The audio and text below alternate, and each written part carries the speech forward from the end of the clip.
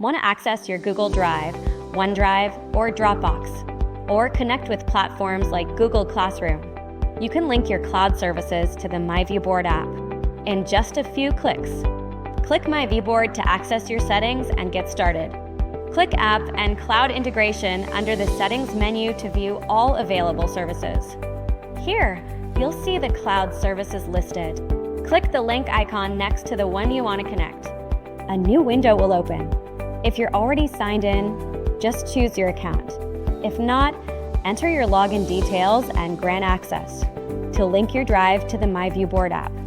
When it's connected, you'll see your account listed and a blue status icon showing it's active.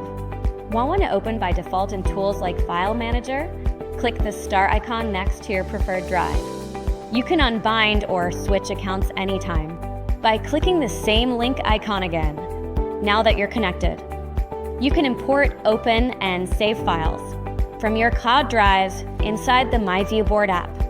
Your cloud drives are now synced and ready to support your lessons across any device.